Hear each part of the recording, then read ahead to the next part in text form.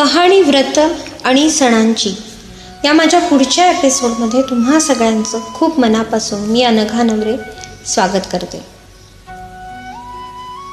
मागच्या एपिसोडला म्हणजे गणेश चतुर्थीची जी मी कथा सांगितल्या एपिसोडला सगळ्यांनी खूप छान प्रतिसाद दिला, त्याच्याबद्दल सगळ्यांचे खूप मनापासून धन्यवाद. गणेश चतुर्थीच्या आधी मी आपल्यासमोर गणेश चतुर्थी म्हणजे काय, ती का साजरी करतात या संदर्भातला व्हिडिओ आणला होता. आपल्याकडे सार्वजनिक गणेशोत्सव हा बहुतेक करून चतुर्थी ते चतुर्दशी म्हणजे अनंत चतुर्दशीपर्यंत साजरा केला जातो.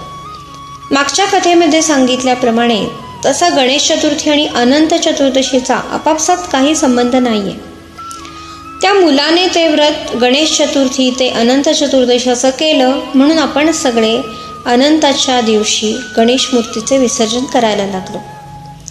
पण खरं तर अनंत चतुर्दशी हे व्रत म्हणजे भगवान श्री विष्णूंच्या पूजेचं व्रत आहे. तर आज आपण ती कथा बघूया. कथा सुरू करायच्या आधी तुम्हा सगळ्यांना मी विनंती करते की माझा हा व्हिडिओ आवडला तर या व्हिडिओला लाईक करा, शेअर करा, कमेंट करा आणि माझ्या चॅनलला सबस्क्राईबसुद्धा करा. तर बघूया काय आहे अनंत व्रताच्या पूजेची कथा. अनंताचं व्रत हे श्रीकृष्णानं युधिष्ठिराला सांगितलं होतं.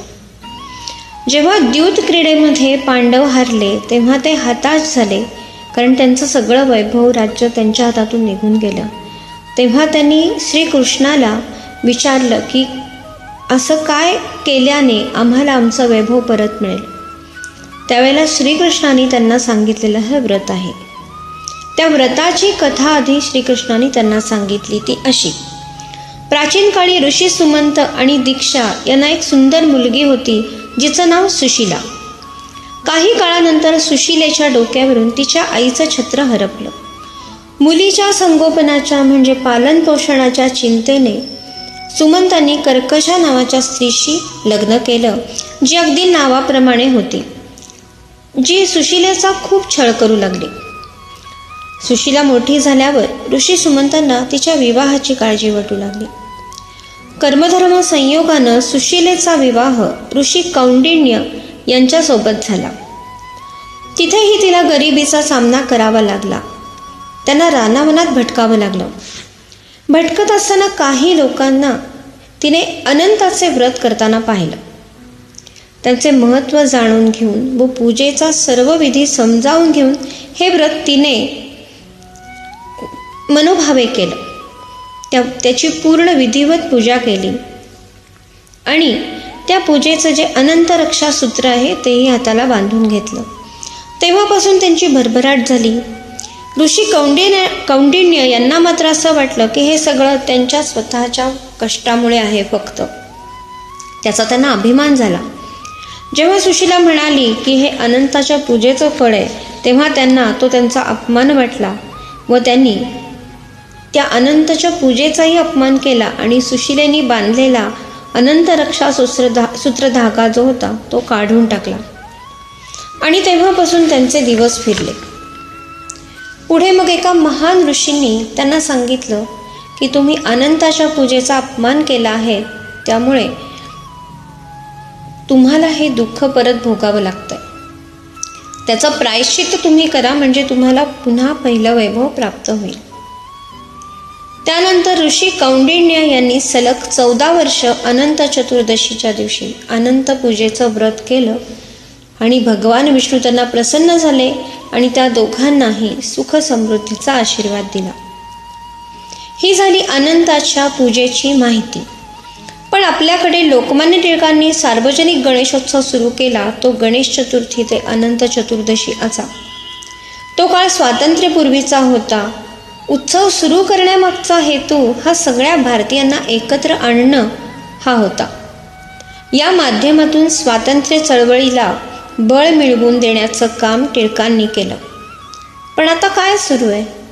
आता सगळ्याचाच विपर्यास होतोय असं वाटतंय. गणेशोत्सव हा गुंडगिरी करण्याचा, स्वतः वर्चस्व समाजावर ठेवण्याचा एक मार्ग आहे असं वाटायला लागलंय. अगदी 1970-75 अगदी 80 सालापर्यंत याच गणेशोत्सवातून उत्तमोत्तम कलाकार घडत होते. कलाकारांना उत्तम व्यासपीठ मिळत होतं. पण आता खूप गोष्टी बिघडल्यात, हे माझं मत आहे आणि बहुतेक सुसंस्कृत माझ्या या मताशी सहमत असतील. उत्सवाचा अर्थ हा आनंद, उत्साह पसरवणे असा आहे. पण आता धडकी भरते हो, कारण की ते DJ, लेझर वगैरे भयंकर प्रकार सुरू झालेत. सार्वजनिक गणेशोत्सव जरूर साजरे करावेत.